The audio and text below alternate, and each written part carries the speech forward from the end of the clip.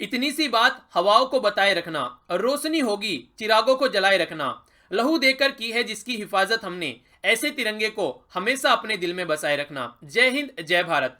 26 जनवरी हमारी कंट्री में गणतंत्र दिवस या फिर रिपब्लिक डे के रूप में सेलिब्रेट किया जाता है। यही वो दिन है जिस दिन हम लोग को एक गिफ्ट मिला था, और इतना शानदार गिफ्ट आप लोग बोल सकते हैं, जो ना किसी रिलीजन का था, ना किसी कास्ट का था, ना किसी रीजन का था। वो हर एक उस इंडियन का था, हर एक उस भारतीय का था जो इस कंट्री में रहते हैं। वो क्या था? वो था हमारा संविधान, हमारा कॉन्स्टिट्यूशन। एक ऐसी किताब जो किसी भी धर्म की मोहताज नहीं है और हम सबको एक साथ कनेक्ट करने का काम करती है। हमको कुछ ऐसी ड्यूटीज, कुछ ऐसे राइट्स देती है जिससे हम लोग अपने आप को एज ए भारतीय होने पर गर्व कर सकते हैं। तो इसीलिए इसके बारे में जितना आप लोग लोगों को बताओ उतना ही ज्यादा कम है, यानी कि अवेयरनेस फैलाओ। आप लोग जानते हैं सारी बातें, आप लोग पॉलिटी के बारे में आप लोग कंप्लीट पॉलिटिकल लेक्चर कराए गए हैं। तो इसलिए कोशिश ये करनी है जो भी आप लोग के जो राइट हैं, जो भी आप लोग की ड्यूटीज हैं, उनके बारे में ज्यादा से ज्यादा जानिए। ये ओनली पढ़ाई के लिए नहीं है हमारे कि हम लोग को पढ़ना है, बस एग्जाम देना है और उसके बाद में भूल जाना है। जब तक हम लोग जिंदा हैं तब तक हम लोग को ये चीजें याद रखनी है और तब तक हम लोग को इनको फॉलो करके चलना है। तो यही वो दिन है जिस दिन हम लोगों ने हमारा संविधान हमको कंप्लीट रूप में मिला था।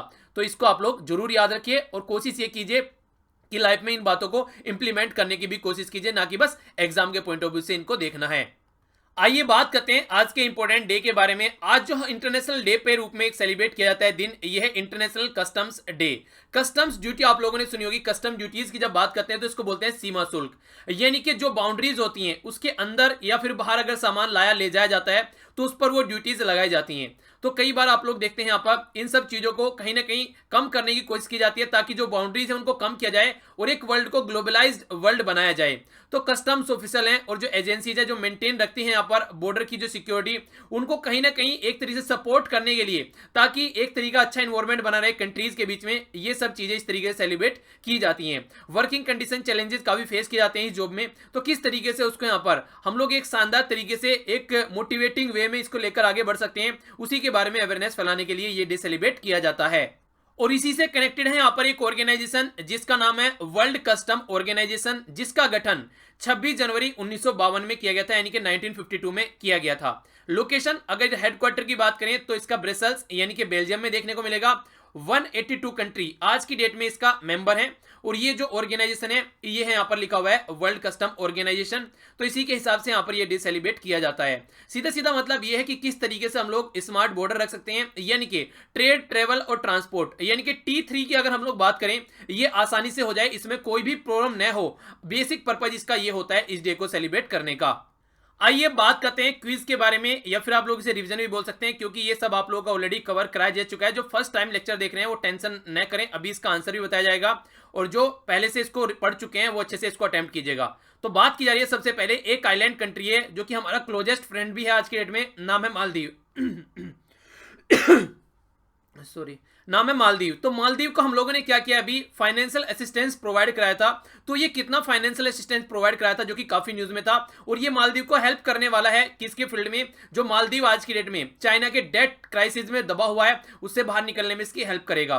तो ये आप लोगों को बताना है कि कितना है। यहाँ पर बात की जा रही है म्युनिसिपल कॉर्पोरेशन की, तो कौन सी म्युनिसिपल कॉर्पोरेशन है जिसके द्वारा यहाँ पर अभी सिटी में इंटरसेक्शन का नाम जो कि कवि गुरु रविंद्रनाथ चौक के नाम से चेंज कर ये प्राइम मिनिस्टर अटल बिहारी नाम जी के वाजपेयी जी के नाम पर रखने की बात की गई। तो ये कहां पर है, कौन सी म्युनिसिपल कॉर्पोरेशन है, ये आप लोगों को बताना है। या आप राज्य का नाम भी लिख सकते हैं, पर्टिकुलर उस म्युनिसिपल कॉर्पोरेशन का नाम पता हो तो वो भी आप लोग लिख सकते हैं। आगे बढ़ते हैं, बात की जा रही है यहाँ पर 11th IPL, तो इंडियन प्रीमियर लीग 2018 का विनर कौन रहा यहाँ पर, ये रहा चेन्नई सुपर किंग। तो किसको हराकर ये 2018 का विनर बना, ये है क्वेश्चन। आगे बात की जा रही है सेंट्रल गवर्नमेंट के द्वारा भी रिसेंटली बोला गया है पैकेजिंग के लिए, जो भी यहाँ पर पैकेजिंग की जाती है फूड ग्रेन, यानी कि जो भी खाने का सामान वगैरह जो रहता है, या फिर जो चीनी शुगर वगैरह रहती है, तो वो नॉर्मली आप लोगों को एक पॉलिथीन के बैग में नॉर्मली देखने को मिलती थी, जो कि प्लास्टिक का बैग आप लोग बोल सकते हैं, उसको जूट के बैग में कन्वर्ट करने की बात की गई है, यानी कि जो जूट का बैग बना होता है उसमें इसको पैक करने की बात की गई है। तो फूड ग्रेन को कितने परसेंट और यहाँ पर शुगर को कितने परसेंट बोला गया है, ये आप लोगों को बताना है। काफी इंपॉर्टेंट डेटा है, इसके बारे में आप लोगों को याद रखना है। वो कौन सी कंट्री है जिसके द्वारा बोला गया 30% जो न्यू कार आएंगे आने वाले टाइम में वो भी रिसेंटली, वो सब गैस के टैंक से चलेंगी। यानी कि कहने का मतलब यहाँ है पेट्रोल या फिर डीजल से दूर रहने की कोशिश की जाएगी, इन्वायरमेंट फ्रेंडली ईंधन को अपनाने की कोशिश की जाएगी। ये कौन सी कंट्री है? लोकसभा के द्वारा रिसेंटली अभी पास किया गया transgender person protection of the right bill 2018। ये बताना है आप लोगों को किसके द्वारा ड्राफ्ट ये इस तैयार किया गया था, कौन सी मिनिस्ट्री के द्वारा ये ड्राफ्ट तैयार किया गया था, उस मिनिस्ट्री का नाम आप लोगों को बताना है। आगे बात की जा रही है यहां पर, रिसेंटली अभी बात की गई यहां पर ये एक्सटर्नल कमर्शियल बोरोइंग के बारे में। एक्सटर्नल कमर्शियल बोरोइंग ये होती है अगर कोई नॉन रेजिडेंट इंडियन हमारी कंट्री में फॉरेन करेंसी में आकर हम लोग उससे उधार लेते हैं या फिर इन्वेस्टमेंट करता है, आप लोग ये बोल सकते हैं यहां पर इसको, यानी कि अगर नॉन रेजिडेंट इंडियन है वो हम लोग को लोन देता है फॉरेन करेंसी में, उसको आप लोग बोल सकते हैं यहां पर एक्सटर्नल कमर्शियल बोरोइंग, तो जिसको ईसीबी बोलते हैं। सबसे पहले तो आप लोग को ये बताना है कौन इसकी जो कैप है वो कंट्रोल करके चलता है। दूसरा ये बताना है कितने परसेंट की अभी कैप रखी गई है हमारी जीडीपी की, कि हम लोग इतने एक्सटर्नल कमर्शियल बोरोइंग ले सकते हैं, ये किसके द्वारा रखी जाती है, दोनों बताना है। यानी कि किसके द्वारा रखी जाती है और कितनी कैप है अभी इसके बारे में ये आप लोग को बताना है, ठीक है। आगे जो बात की जा रही है यहाँ पर, पाकिस्तान के द्वारा अभी यहां पर क्लेम किया गया एक हमारी कंट्री में पर्टिकुलर घर, ठीक है, वो जो घर है मुंबई में है वो किस इंसान का है, जो पाकिस्तान ने बोला ये घर हमारी प्रॉपर्टी है, तो उस पर्सनैलिटी का नाम आप लोगों को बताना है।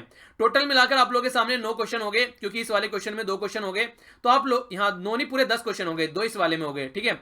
तो आप लोगों को ये बताना है 10 में से आप लोगों का स्कोर कितना रहा, भले ही 0 क्यों ना हो पर लेकिन स्कोर आप लोगों को जरूर बताना है। इसी तरीके से आप लोग सीख सीख कर आगे बढ़ेंगे। आइए अब एक एक करके आंसर देख लेते हैं, एक एक करके क्या क्या बात की जा रही है यहाँ पर। तो जो मालदीव के यहाँ पर लोन देने की बात की गई थी 1.4 बिलियन का लोन था यहाँ पर, जो कि एक फाइनेंशियल असिस्टेंस हमारी साइड से जो कि मालदीव को दिया गया। ये पटना बिहार में म्युनिसिपल कॉर्पोरेशन है जिसके द्वारा यहाँ पर कवि गुरु रविंद्रनाथ चौक का नाम चेंज करके प्राइम मिनिस्टर अटल बिहारी वाजपेयी जी के नाम पर किया गया। इंडियन प्रीमियर लीग जो कि 11वां एडिशन था यहाँ पर 2018 में, एडिशन भी याद रखा कीजिए, ठीक है। तो यहाँ पर जो हराया गया है ये चेन्नई सुपर किंग के द्वारा हराया गया है सनराइजर हैदराबाद को, ठीक है। अच्छा ये बताइए जो ये खिताब था इसका, ये कौन से नंबर का खिताब था, यानी कि जो खिताब जीता गया कौन से नंबर का ये खिताब इनके द्वारा जीता गया है चेन्नई सुपर किंग के द्वारा। आगे बात करते हैं जूट के बारे में, जो कि बोरे आप लोग देखते हैं नॉर्मली, जिसमें आप लोग कई बार सामान आप लोगों ने देखा होगा जो भरा रखा रहता है दुकानों पर, उसकी बात की जा रही है। तो सेंट्रल गवर्नमेंट ने ये बोला है ताकि जूट को और ज्यादा बढ़ावा दिया जा सके और जो किसान इसको उगाते हैं उनको फायदा हो सके, 100% पैकेजिंग जो फूड ग्रेन की जाएगी, यानी कि अनाज या खाने का सामान की जाएगी, 20% जो की जाएगी यहाँ पर शुगर वगैरह की जाएगी, यानी कि चीनी की जाएगी। तो ये काफी इंपॉर्टेंट है। नॉर्वे है वो कंट्री जो 30% यहाँ पर जो नई कार है उनको चाहती है कि वो यहाँ पर तो जो भी कार है यहाँ पर वो किसकी होनी चाहिए, वो यहाँ पर प्लग इन होनी चाहिए, यानी कि जो सॉरी ये मैंने आप लोग गैस की बता दी यहाँ पर, ठीक है ना, यानी कहने का मतलब यहाँ पर गैस की नहीं था, ये गैस का टैंक से अलावा या फिर आप लोग पेट्रोल डीजल के अलावा ये चार्जेबल होनी चाहिए, ये याद रखिए आप लोग, ठीक है। तो ये कंट्री नॉर्वे है, मैंने बोला था कि गैस की होनी चाहिए तो वो गलती से गलत हो गया वहां पर, उसको चेंज कर लीजिएगा। ये यहाँ पर है कि एक तरीके से प्लग इन केबल, यानी कि आप लोगों को ये देखना है कि वो कहीं ना कहीं चार्जिंग यानी कि बैटरी के ऊपर डिपेंड हो, ना कि गैस पेट्रोल या फिर डीजल के ऊपर, ठीक है। लोकसभा की बात की जाए तो यहाँ पर transgender person protection of the right bill जो यहाँ पर ये लाया गया था ministry of social justice and empowerment के द्वारा यहाँ पर लाया गया था। इंपॉर्टेंट है, पता होना चाहिए। रिजर्व बैंक ऑफ इंडिया यहाँ पर अनाउंस करता है कितनी कैप होनी चाहिए यहाँ पर एक्सटर्नल कमर्शियल बोरिंग के ऊपर, तो ये यहाँ पर 6.5% हमारी कंट्री की जीडीपी का यहाँ पर हम लोग ये बोरिंग कर सकते हैं, यानी कि बाहर से उधार ले सकते हैं। तो ये 6% जो हमारी जीडीपी का हम लोग ले सकते हैं, ठीक है। ये जो घर है यहाँ पर ये जिन्ना हाउस जो कि मुंबई में लोकेटेड है, और यहाँ पर पाकिस्तान ने बोला है, ये क्लेम किया है कि ये हमारी प्रॉपर्टी है और ये हमको बिलोंग करती है, ऐसा कुछ बोला गया है। बिलोंग करती है तो भैया ले जाओ उठा के, अगर आप लोग को ऐसा कुछ लग रहा है तो देखिए जो भी है यहाँ पर बिना बात की बातें कई बार होती रहती हैं। चलिए जो भी है इसके बारे में हल्का सा आइडिया आप लोग जरूर रखिएगा। न्यूज में था कहाँ पर है ये मुंबई में है। आगे चलते हैं, आगे अब नजर डालते हैं इंपॉर्टेंट शॉर्ट न्यूज, यानी कि छोटी छोटी मगर मोटी बातें। इस सेक्शन में आप लोगों के लिए काफी इंपॉर्टेंट न्यूज रहती हैं। सबसे पहले जो यहाँ पर न्यूज निकल कर आ रही है ये आ रही है इलेक्शन कमीशन ऑफ इंडिया की साइड से। तो इलेक्शन कमीशन ऑफ इंडिया आज की डेट में chief election commission of India जो है यहाँ पर ये है सुनील अरोरा यहाँ पर कई सारी चीजों को लेकर काफी न्यूज में, खासकर अगर बात करें ईवीएम मशीन यानी कि इलेक्ट्रॉनिक वोटिंग मशीन और वीवीपैट, ये यहाँ पर अभी हम लोगों ने द हिंदू में आर्टिकल भी डिस्कस किए थे, तो उसमें ये बात बोली गई थी कई सारी कि आज की डेट में जो ईवीएम है उनको बंद करके बैलेट पेपर यूज करने की बात की जा रही है। तो इन्होंने यहाँ पर ये बोला है कि आप लोगों को जो फीडबैक देना है आप लोग सब फीडबैक आकर दे सकते हैं, पर लेकिन आप लोग ये बोले कि ईवीएम छोड़कर बैलेट पेपर पे चले जाओ, ये पॉसिबल नहीं है और ऐसा होगा भी नहीं। ठीक है, जो भी आप लोग इंप्रूवमेंट कराना चाहते हैं आप लोग ईवीएम में कराइए, वीवीपैट में कराइए, जो भी इंप्रूवमेंट आप लोग कराना चाहते हैं वो सब यहां पर किए जाएंगे, पर लेकिन बैलेट पेपर पर वापसी नहीं जाया जाएगा। और यही आप लोगों को देखने को मिला। जो 9th नेशनल वोटर डे अभी सेलिब्रेट किया गया हमारी कंट्री में, ये 25 जनवरी 2019 को, तो उसके बारे में आप लोगों को याद रखना है। 9th किया गया तो इसका मतलब कब से स्टार्ट किया गया ये आप लोग बताइए। यानी कि ये जो नेशनल वोटर डे हम लोग सेलिब्रेट करते हैं ये हम लोगों ने कब से सेलिब्रेट करना स्टार्ट किया, ये मैंने आप लोगों को पढ़ाया भी था, पता होना चाहिए। इसके बारे में नीचे कमेंट बॉक्स में बताइए। इसी के साथ में नेक्स्ट न्यूज है, ओबीसी से कनेक्टेड है। इलेक्शन कमीशन ऑफ इंडिया के द्वारा यहां पर यह बोला गया है कि ये होस्ट करेंगे international conference on making elections inclusive and accessible. तो यहां पर जो chief election commissioner Sunil Arora है और इलेक्शन कमिश्नर यहां पर यह अशोक लवासा, क्या हो गया 1 मिनट, सॉरी थोड़ा गले में प्रॉब्लम हो रही है, हल्की सी कोऑपरेट कीजिए, थोड़ा बार बार पकड़ जा रहा है। तो जो बात यहां पर की गई है ये की गई यहां पर हमारी कंट्री के जो चीफ इलेक्शन कमिश्नर है सुनील अरोरा और जो इलेक्शन कमिश्नर है अशोक लवासा, तो इनके द्वारा हेड की जानी है, जहां पर यहां पर इंटरनेशनल कॉन्फ्रेंस होगी और यहां पर 6 जो एक्सटर्नल कंट्री हैं वो यहां पर पार्टिसिपेट करने वाली हैं। यानी कि 6 इलेक्शन मैनेजमेंट बॉडीज यहां पर पार्टिसिपेट करेंगी। बांग्लादेश, भूटान, ये है यहाँ पर कजाकिस्तान, मालदीव, रसिया, श्रीलंका, तो ये पार्टिसिपेट करेंगे इस इवेंट में। तो पूछा जा सकता है इवेंट किसके द्वारा होस्ट किया गया है, पहली बात कौन कितने कंट्री ने अटेम्प्ट किया है, यहाँ पर 6 ने, कौन कौन सी कंट्री है, ये आप लोगों को पता होना चाहिए। किस तरीके से हम लोग और ज्यादा इंक्लूसिव इलेक्शन को बना सकते हैं और ज्यादा जनता को एक्सेसिबल हो, उस बात पर भी फोकस देने की बात यहाँ पर की गई है। इलेक्शन की न्यूज चल रही है तो इसी तरीके से मैंने सोचा इसको भी आप लोगों को रिवाइज करा दूं, काफी इंपॉर्टेंट है, ये भी आप लोगों से क्वेश्चन बन सकता है। रिसेंटली अभी नवंबर के महीने में मध्य प्रदेश में इलेक्शन हुए, आप लोगों को पता होना चाहिए। 5 राज्य में इलेक्शन हुए थे, आप लोगों को पता भी होगा। मध्य प्रदेश था, राजस्थान था, छत्तीसगढ़, तेलंगाना और मिजोरम। तो ये जो 5 राज्य में भी रिसेंटली इलेक्शन हुए, इसमें से हम लोग बात कर रहे हैं मध्य प्रदेश के बारे में। यहां पर ये भी नहीं पूछा जाए, मान लिया मध्य प्रदेश के बारे में भी नहीं पूछा जाए, आप लोगों से वैसे भी क्वेश्चन बन सकता है। 500 पिंक बूथ बनाने की बात की गई, तो ये पिंक बूथ का मतलब क्या है, ये स्टेटमेंट आप लोगों की बनाकर क्वेश्चन पूछा जा सकता है। पिंक बूथ का मतलब यहां पर ये है कि ये जो बूथ होंगे यहां पर ये कंप्लीटली रन किए जाएंगे, जो ऑफिसर होंगे वो कंप्लीटली वुमेन ऑफिसर और वर्कर यहां पर काम करेंगे, यानी कि जितना भी स्टाफ होगा यहां पर वो वुमेन होगा। इसको पिंक बूथ यहां पर बोला गया है। ठीक है, तो याद रखिएगा। पिंक से मुझे याद आ रहा है एक क्वेश्चन और आप लोगों के लिए, इकोनॉमिक सर्वे जो लास्ट ईयर का आया था उसका कलर भी पिंक रखा गया था। रीजन यही था, वुमेन से रिलेटेड बात की गई थी, वहां पर भी वुमेन इंपावरमेंट या जो भी प्रॉब्लम यहां पर हो रही है उससे यहां पर बात की थी, उसको टैकल करने की। तो ये याद रखिएगा, मध्य प्रदेश में बोला गया 500 जो इलेक्शन बूथ है उनको पिंक करने का, और रीजन भी आप लोगों के सामने है, तो आइडिया आप लोगों को रखना है। आगे जो बात की जा रही है यहां पर, ये काफी इंटरेस्टिंग और इंपॉर्टेंट न्यूज है, आप लोगों से जब डिस्कस की गई थी, ये कनेक्टिविटी में लिंक न्यूज चल रही है यहां पर। अगर आप लोग फॉलो करके चल रहे हैं न्यूज को तो आप लोग इसको समझ पाएंगे, अगर नहीं भी फॉलो करके चल रहे हैं तो फिर भी बताऊंगा डिटेल में। देखिए हमारी कंट्री में सीबीआई को लेकर काफी प्रॉब्लम चल रही है। ठीक है, तो सीबीआई को लेकर यहां पर प्रॉब्लम चल रही है, तो जब आलोक वर्मा को हटाने की बात की गई यहां पर, तो एक हाई पावर कमेटी होती है जिसके चेयरमैन प्राइम मिनिस्टर होते हैं, चीफ जस्टिस ऑफ इंडिया होते हैं उसमें, और लीडर ऑफ अपोजिशन होते हैं। तो बात की जा रही है यहां पर चीफ जस्टिस ऑफ इंडिया की।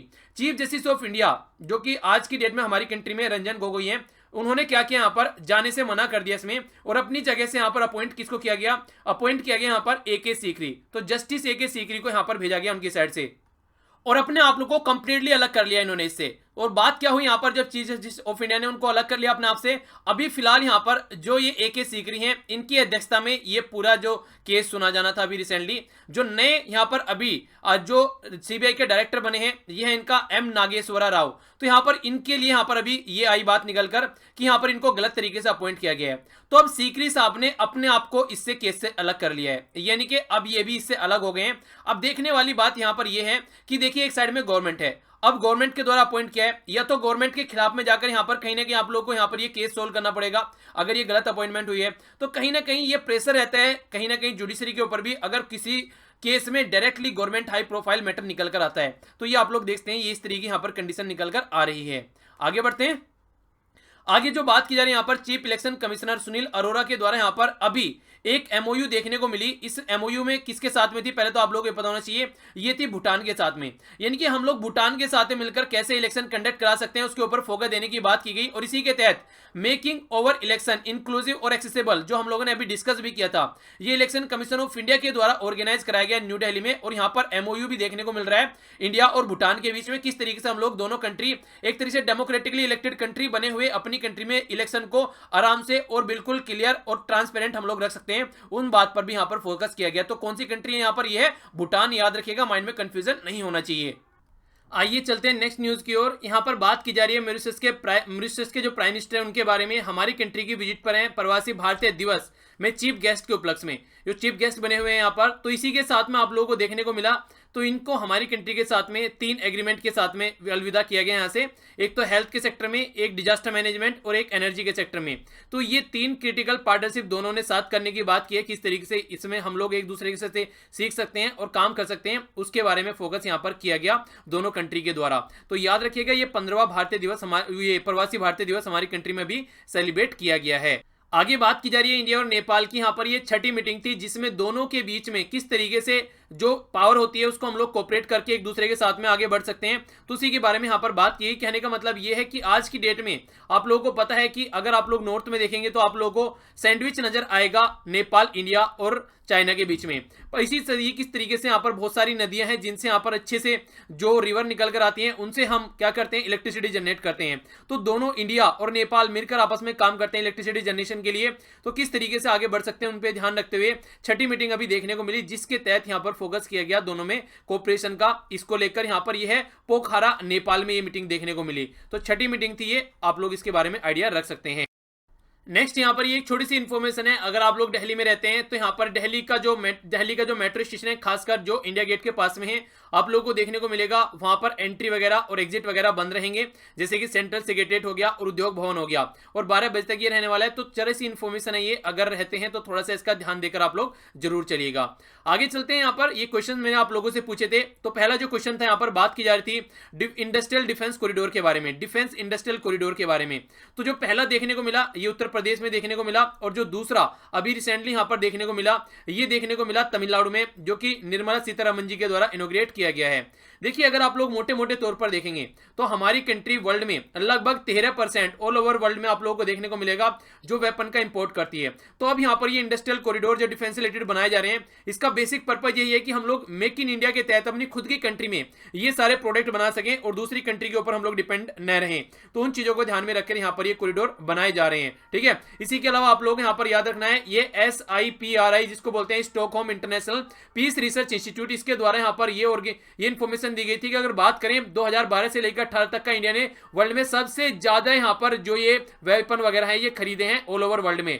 नेक्स्ट जो बात की गई है यहाँ पर, ये बात की गई थी MC मैरी कॉम के बारे में, जो कि मणिपुर की रहने वाली है और अभी इनको वर्ल्ड फर्स्ट चैंपियनशिप, वो वर्ल्ड फर्स्ट नंबर मिला इनको, और इन्होंने अभी 6ठी जो वर्ल्ड चैंपियनशिप में गोल्ड जीता था। आप लोगों को इसके बारे में पता होना चाहिए, रिसेंटली अभी न्यू दिल्ली में जो आप लोगों को देखने को मिला था लेटेस्ट, ठीक है। तो अभी इनको जो रैंकिंग दी गई है फर्स्ट दी गई है इंटरनेशनल बॉक्सिंग एसोसिएशन के द्वारा, ओके, 45 से 48 की कैटेगरी के बीच में। आगे बढ़ते हैं, आगे नजर डालते हैं नेशनल और इंटरनेशनल न्यूज के ऊपर। जो यहाँ पर फर्स्ट खबर निकल कर आप लोगों के सामने आ रही है, ये आ रही है सऊदी अरेबिया से।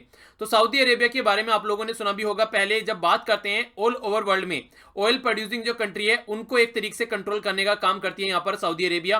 तो अभी रिसेंटली जो ऑयल के प्राइस है वो काफी डाउन हो गए, और ऑयल जब बोलता हूं तो इसका मतलब क्रूड ऑयल यानी कि कच्चा तेल होता है, जिससे पेट्रोल, डीजल, ग्लिसरीन वगैरह आप लोग निकालते हैं, या फिर मिट्टी का तेल, तो क्रूड ऑयल यानी कच्चे तेल से निकाला जाता है। तो इन्होंने जनवरी के महीने में, यानी कि जौन सा महीना चल रहा है, 10% यहाँ पर जो आउटपुट है वो कम करने के लिए बोला। इसका रीजन क्या है, अगर यहाँ पर मार्केट में अवेलेबिलिटी कम रहेगी तो उसकी वजह से यहाँ पर प्राइस उसके बढ़ेंगे। तो ये बात बोली गई इनके जो मिनिस्टर हैं यहाँ पर एनर्जी के, उनके द्वारा।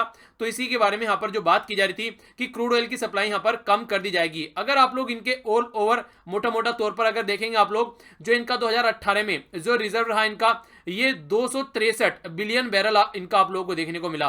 तो इसको कम करने की बात की जा रही है आने वाले टाइम में, और फरवरी में इसको और भी कट करने की कोशिश करेंगे अगर जो प्राइस है वो अच्छे से ऊपर लेवल पर नहीं पहुंचा तो। और ये काम कौन करती है, ये है ऑर्गेनाइजेशन ओपेक ऑर्गेनाइजेशन के बारे में आप लोगों को पहले बताया जा चुका है।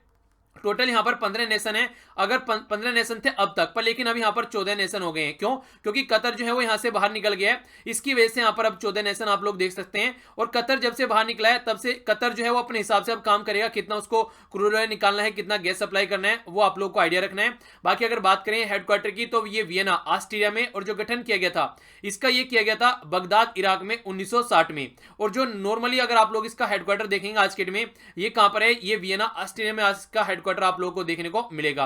बात करें फाउंडर की, तो ये इन पर्सनैलिटी के नाम आप लोग याद रख सकते हैं। यह जुआन पैब्लो प्रेज अल्फांजो और दूसरे यहाँ पर अब्दुल्ला तहरीकी, ठीक है। और अगर बात करें जनरल सेक्रेटरी की इनके, तो ये हैं मोहम्मद बारकिंदो।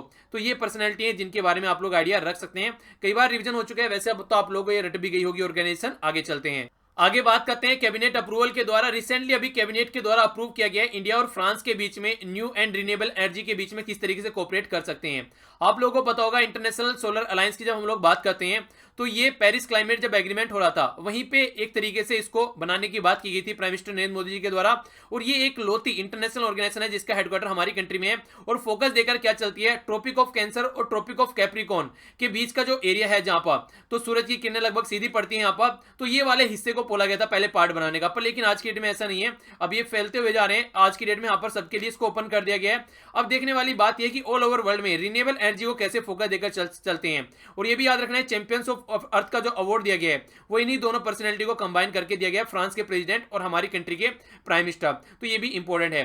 तो दोनों म्यूचुअली कैसे यहाँ पर एक तरीके से एक दूसरे की हेल्प कर सकते हैं टेक्निकली, या फिर जो भी यहाँ पर एक्सपर्ट है उससे यहाँ पर कैसे एक दूसरे के पार्टिसिपेट करके एक दूसरे को यहाँ पर क्या क्या सिखा सकते हैं, उसके बारे में क्या क्या प्रोग्राम, केस स्टडीज, क्या क्या इन्फॉर्मेशन, एक्सपीरियंसेस, एक्सपर्टीज, वो सब चीजें शेयर की जाएगी यहाँ पर। तो ये बात की है दोनों कंट्री इंडिया और फ्रांस ने मिलकर करने की रिन्यूएबल एनर्जी के सेक्टर में। आगे बात करते हैं इकोनॉमी के बारे में। तो हमारी कंट्री की इकोनॉमी की अगर बात करें तो डिजिटलाइजेशन पर काफी फोकस दिया रहा है जब से हमारी कंट्री में 8 नवंबर 2016 से डीमोनेटाइजेशन हुआ है। तो उसी को ध्यान में रखते हुए ये है यहाँ पर नंदन नीलकनी, जो कि अभी आज की डेट में हमारी कंट्री में किस तरीके से डिजिटल फील्ड को हम लोग बढ़ा सकते हैं, यानी कि ऑनलाइन शॉपिंग करनी है, इंटरनेट बैंकिंग यूज करनी है, उन सबको ध्यान में देखते हुए 5 मेंबर की कमेटी यहाँ पर सेटअप की गई थी। पहले UIDAI के फॉर्मर चेयरमैन भी ये रह चुके हैं, इनके बारे में आप लोगों को आइडिया होना चाहिए। अब किस तरीके से हम लोग डिजिटलाइजेशन और ज्यादा बढ़ा सकते हैं अपनी कंट्री में, और किस तरीके से हम लोग फाइनेंशियल इंक्लूजन कर सकते हैं, यानी कि जिन लोगों का यहाँ पर अकाउंट नहीं है उन लोगों का अकाउंट हम लोग बनवा सकते हैं। तो 19 डेज का टाइम दिया गया इनको रिपोर्ट सबमिट करने के लिए। इस बात पर फोकस देकर आगे बढ़ने की बात की जा रही है। तो देखते हैं कैसे यहां पर काम किया जाएगा, किस तरीके से यहां पर रिपोर्ट सबमिट करेगी डिजिटल पेमेंट के बारे में और फाइनेंशियल इंक्लूजन के बारे में। तो हल्का सा इनके बारे में आप लोग आइडिया जरूर रखिएगा। UIDAI के बारे में हल्का सा गठन बताइएगा, कब इसका गठन किया गया है, इसके बारे में हल्का सा आप लोग को आइडिया होना चाहिए। अगर बात करें हम लोग आधार कार्ड के बारे में तो काफी इंपॉर्टेंट बॉडी है ये। आगे बात करते हैं यहाँ पर स्पेस के बारे में। तो ये न्यूज निकल कर आ रही है नासा से। नासा का एक टेलीस्कोप है जिसका रिसेंटली अभी कैमरा बंद हो गया है, नाम है इसका हब्बल स्पेस टेलीस्कोप। तो हब्बल स्पेस टेलीस्कोप का जो एक कैमरा है यहाँ पर ये बंद हो गया है और वो यहाँ पर शट डाउन हो गया है और उसने इन्फॉर्मेशन भेजना बंद कर दिया है। काफी पुरानी है ये, जो भेजा गया था इसको 1990 में भेजा गया था और ये अब तक काम कर रही है। तो ये काफी बड़ी बात आप लोग बोल सकते हैं। जो इसको सेंड किया गया था ये लो अर्थ ऑर्बिटर में इसको सेंड किया गया था, अर्थ ऑब्जर्वेशन का ये यहाँ पर काम कर रही थी। पर लेकिन रिसेंटली अभी इसके जो कैमरा है उसने काम करना बंद कर दिया, पर लेकिन वैसे यहाँ पर ये कंप्लीट काम कर रहा है। ठीक है, तो देखते हैं वो कैसे सही किया जाएगा या नहीं किया जाएगा। बाकी और भी कई सारी बातें हैं इसके बारे में जो आप लोगों को आइडिया होना चाहिए। जैसे कि जब ये बनाई गई थी तो ये नासा के साथ में मिलकर यूरोपियन स्पेस एजेंसी ने भी इसमें पार्टिसिपेट किया था जब इसको बनाया गया था। और 90s की बात यहाँ पर की जा रही है। उस टाइम पर नॉर्मली यहाँ पर इस तरह के प्रोजेक्ट नहीं होते थे और आज के डेट में ये प्रोजेक्ट यहाँ पर आप लोग समझ सकते हैं। आज के डेट में तो भेज रहे हैं हम लोग, पर लेकिन उस टाइम पर ये काफी बड़ा प्रोजेक्ट आप लोग इसको बोल सकते हैं। पहले भी इसमें प्रॉब्लम हुई थी 2009 में, यहाँ पर जो स्पेस में जाकर यहाँ पर जो लोग हैं उन एस्ट्रोनॉट के द्वारा यहाँ पर इसको ठीक किया गया था और फिर से इसने काम करना स्टार्ट कर दिया था। तो देखते हैं इसी के बारे में जिक्र किया जा रहा है। तो किसकी है ये हब्बल स्पेस टेलीस्कोप, तो ये आप लोगों से पूछा जा सकता है, तो इसके बारे में आइडिया रखिएगा। नेक्स्ट जो बात की जा रही है यहाँ पर पर्सन इन न्यूज के बारे में बात की जा रही है और पर्सन इन न्यूज भी यहाँ पर पॉलिटिक्स से रिलेटेड है। ताइवान के प्रेसिडेंट नाम है यहाँ पर ती साई इंग वेंग। अगर बात करें इनके द्वारा अपॉइंट किया गया है, जो यहाँ पर आज की डेट में प्राइम मिनिस्टर ये प्रेसिडेंट है, वो अपॉइंट किया गया है सू तिसांग चेंग। ठीक है, तो ये जो प्राइम मिनिस्टर अपॉइंट किए गए हैं यहाँ पर काफी हार का सामना इनको करना पड़ा अभी लोकल इलेक्शन में, उसकी वजह से इनके द्वारा रिसफल किया गया है और नए प्राइम मिनिस्टर यहाँ पर अपॉइंट किए गए हैं। जो यहाँ पर ये सू तिसांग चेंग यानी कि जो शू है यहाँ पर ये 2006 में यहाँ पर चेयरमैन थे। ये यहाँ पर जो डेमोक्रेटिक प्रोग्रेसिव जो पार्टी है इनकी उसके, और लगभग 2 टर्म तक यहाँ पर ये रहे हैं। इनकी जो अपॉइंटमेंट यहाँ पर आया है विलियम लाई, यहाँ पर जो अभी रिसेंटली जिनके द्वारा रेजिग्नेशन दिया गया है और 2016 से अब तक का ये सेकंड रेजिग्नेशन है। तो उससे आप लोग समझ सकते हैं कि जो एक तरीके से पॉलिटिक्स है वहां पर वो काफी डामाडोल है और उसकी वजह से यहाँ पर प्रॉब्लम काफी है। बाकी आप लोग एक बार मैप में निहार सकते हैं लोकेशन कहां पर है। बीच में हमारी कंट्री होगी, हमारा प्यारा भारत। आप लोग इधर आएंगे तो ये हो गया चाइना, चाइना के पास में ये है ताइवान। ठीक है, चाइना और ताइवान काफी लंबे समय से रस्साकसी में रहते हैं। ताइवान बोलता है कि मैं चाइना हूं और चाइना बोलता है कि मैं चाइना, जिसको आज के डेट में आप लोग रिपब्लिक ऑफ चाइना बोलते हैं। पहले यहाँ पर जो पार्टी है आज के डेट में, यहाँ पर जो पार्टी है वो पहले कभी यहाँ पर रूल किया करते थे, पर लेकिन फिर यहाँ पर आज की डेट में ये काफी लंबा यहाँ पर रिवॉल्यूशन चला और यहाँ से इनको भगा दिया गया और ये यहाँ पर आकर रहने लगे। तो ये आप लोगों ने हिस्ट्री में पढ़ा होगा, तो हल्का सा आइडिया रखिएगा इसके बारे में। आज की डेट में भी यहाँ पर ये प्रॉब्लम ये भी थी, जब वन चाइना पॉलिसी की बात करते हैं तो वो बोलता है कि ताइवान हमारा पार्ट है, पर लेकिन जब भी यहाँ पर डोनाल्ड ट्रंप चुनकर आए थे, उन्होंने ताइवान के जो उस टाइम पर लीडर है उनसे बात करी, तो इसकी वजह से चाइना काफी गुस्से में था कि किस तरीके से ये बातें कर रहे हैं, क्योंकि वो हमारा पार्ट है और हमसे बातें करनी चाहिए डायरेक्ट, ना कि इससे। ठीक है, तो ये कुछ बातें हैं। नेशनल पार्क के बारे में जिक्र करते हैं। आज कौन सा नेशनल पार्क है हमारे सामने? Shri Venkateswara National Park. नाम से आप लोग देखते हैं साउथ इंडिया में होगा, तो कहने का मतलब ये है कि ये साउथ इंडिया में ही है, ये है आंध्र प्रदेश में। ये जो नेशनल पार्क है ये एक तरीके से मैनी वाटरफॉल इंक्लूडिंग, यहाँ पर कुछ वाटरफॉल के नाम है। आप लोगों से कई बार ये पूछ ले जाते हैं कि कौन से नेशनल पार्क में कौन सा वाटरफॉल है या फिर कोई ऐसी पर्टिकुलर जो एक्टिविटी स्पेशल होती है किसी पर्टिकुलर एरिया में, तो हल्का सा आइडिया उसके बारे में आप लोग को होना चाहिए। तो नाम थोड़े अटपटे से ही यहाँ पर, यह है तालकोना, गुंडालकोना और यह है गुंजना। ठीक है, तो इनका नाम आप लोग याद रखते हैं। ये आप लोगों को श्री वेंकटेश नेशनल पार्क में देखने को मिलेंगे। स्टेब्लिश किया गया था 1989 में। लोकेशन यहाँ पर आप लोगों के सामने है यहाँ पर, तो इसको आप लोग देख सकते हैं। आगे बढ़ते हैं, आगे बात करते हैं पॉलिटी के बारे में। तो ये लेक्चर अब की बार का आप लोग सबसे इंपॉर्टेंट लेक्चर बोल सकते हैं, क्योंकि सबरीमाला टेंपल का इशू आप लोग देखते हैं, ट्रिपल तलाक का इशू आप लोग देखते हैं, कई सारे ऐसे इशू आ रहे हैं, जबकि आज की डेट में देखने को मिलता है रिलीजन के बारे में। तो यहाँ पर right to freedom of religion की बात की गई है, जो कि फंडामेंटल राइट का पार्ट है हमारे। तो जाकर देखिएगा यहाँ पर जो भी यहाँ पर रिलेटेड आर्टिकल आपसे पूछे गए हैं, इसके बारे में आप लोग को पता होना चाहिए कि ये पर्टिकुलर पोर्सन कौन से आर्टिकल में आता है। सारी बातें यहाँ पर डिटेल में डिस्कस की गई है। और देखिए पॉलिटी के जो क्वेश्चन पूछता हूँ उसके आंसर बहुत कम बच्चे देते हैं, ये सही बात नहीं है। मुझे यहाँ पर आंसर पहले आप लोगों के लिए यहाँ पर ये उठाकर इसको देखना पड़ता है, उसके बाद में कौन सा क्वेश्चन पूछे जा सकते हैं वो यहाँ पर रखना पड़ता है, टाइम लगता है इसमें एक्स्ट्रा। ठीक है, और अगर इस तरीके से आप लोग करेंगे तो फिर मैं इसको रिवीजन को ही बंद कर दूंगा, उसका कोई मतलब रह नहीं जाता है। तो ऐसा मत कीजिए, क्वेश्चन के आंसर जरूर दिया कीजिए, ये आपके फायदे के लिए है, मेरी पढ़ाई नहीं हो रही है यहाँ पर, आप लोगों की पढ़ाई हो रही है। ठीक है, तो इसका आंसर देने की कोशिश जरूर कीजिए। अब नजर डालते हैं जो लास्ट वीडियो में मैंने आप लोगों से क्वेश्चन पूछे थे, सुभाष चंद्र बोस आपदा प्रबंधन पुरस्कार के बारे में पूछा था। ये 23 जनवरी यानी कि जो बर्थ एनिवर्सरी है उनके उपलक्ष्य में यहाँ पर दिया गया, और ये अभी आप लोगों को देखने को मिली 122वीं बर्थ एनिवर्सरी इनकी। बाकी यहाँ पर 8th battalion of national disaster response force NDRF, जिसको आप लोग बोलते हैं, जो लोकेटेड है गाजियाबाद में, इसको ये अवार्ड यहाँ पर दिया गया। काफी इंपॉर्टेंट है, पता होना चाहिए। नेक्स्ट बात की जा रही है यहाँ पर कैबिनेट के द्वारा अप्रूवल दिया गया कॉन्स्टिट्यूशन अमेंडमेंट का, जो 6th शेड्यूल है हमारे संविधान में, उसके बारे में बात की जा रही है। नॉर्थ ईस्ट एरिया से कनेक्टेड है, यहाँ पर लैंडमार्क जजमेंट बोला जा रहा है आर्टिकल 280 में चेंज करने के लिए और ज्यादा फाइनेंशियल पावर देने के लिए, जो ऑटोनोमस काउंसिल है वहां पर, उसके लिए बात की जा रही है। यहाँ पर 2 डे की जो ग्लोबल इन्वेस्टर समिट थी ये ऑर्गेनाइज कराएगी। चीफ मिनिस्टर जो यहाँ पर तमिलनाडु के हैं ये हैं इड्डापड्डी के पళनिस्वामी, और इनके द्वारा यहाँ पर चेन्नई में ये इनोग्रेट की गई। इंडिया ने कुवैत के साथ मिलकर यहाँ पर कोऑपरेट करने की बात की गई है, ताकि जो रिक्रूटमेंट किया जा सके डोमेस्टिक वर्कर का और उनको सिखाया जा सके, एक सही डायरेक्शन में गाइड किया जा सके। जापान है वो कंट्री जिसके बारे में हम लोगों ने डिस्कस किया था कि यहाँ पर जो ग्लोबल इंडेक्स है इसके द्वारा यहाँ पर ग्लोबल इंडेक्स को टॉप किया गया और इंडिया 79 रही है यहाँ पर पासपोर्ट की। जब हम लोग बात करते हैं पावरफुल पासपोर्ट किस कंट्री का है, तो जापान की पोजीशन ये यहाँ पर सेकंड टाइम आप लोगों को देखने को मिलेगा, फर्स्ट है, और इंडिया की यहाँ पर 79 है, जो कि पहले लगभग इनकी हमारी 81 थी, अब यहाँ पर घटकर 79 आ गई है। इनके थोड़ा इंप्रूवमेंट आप लोगों को देखने को यहाँ पर मिल रहा है इंडिया की पोजीशन में। नेक्स्ट आप लोगों से नेशनल पार्क के बारे में पूछा था, तो ये है यहाँ पर मुर्गवानी नेशनल पार्क, ये आप लोगों को हैदराबाद तेलंगाना में देखने को मिलता है।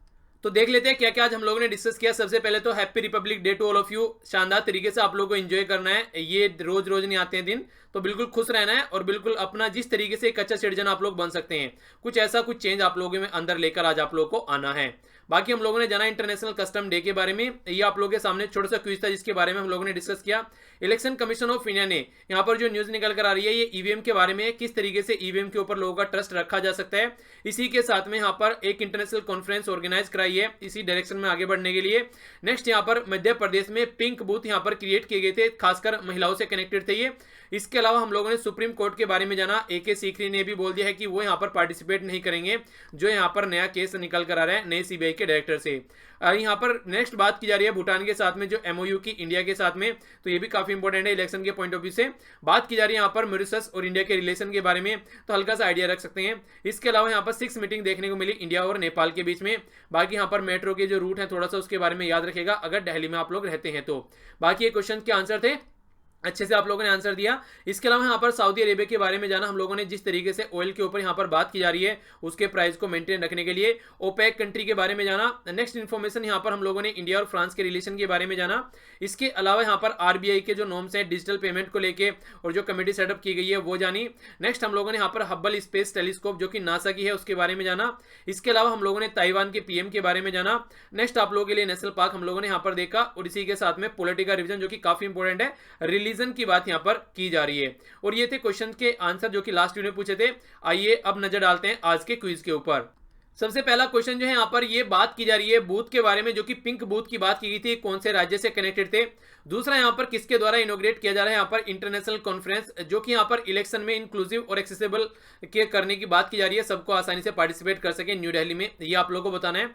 नेक्स्ट यहाँ पर 6th इंडिया के साथ में अभी देखने को मिला वर्किंग ग्रुप, तो ये इंडिया और नेपाल के बीच में जो बात की गई, कौन से सेक्टर को लेकर ये बात की गई, उसमें इंप्रूव करने की जो बात यहाँ पर की जा रही है।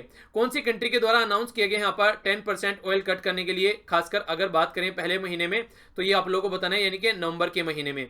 इसके अलावा यूनियन कैबिनेट के द्वारा अप्रूव किया गया एमओयू, कौन सी कंट्री के साथ में यहाँ पर जो रिन्यूएबल एनर्जी पर फोकस देने की बात की जा रही है। आरबीआई के द्वारा जो यहाँ पर हाई लेवल कमेटी गठन की गई है डिजिटल पेमेंट के लिए या फिर फाइनेंशियल इंक्लूजन के लिए, तो ये किसकी अध्यक्षता में यहाँ पर गठित की गई है। तो ये था टोटल आज का डिस्कशन। अच्छे से आप लोग खुश रहिए और लाइफ को एंजॉय करते रहिए। तो बड़ों को नमस्ते, छोटों को प्यार, छोटी सी लाइफ एंजॉय करो यार। मिलता हूं नेक्स्ट लेक्चर में, तब तक के लिए जय हिंद।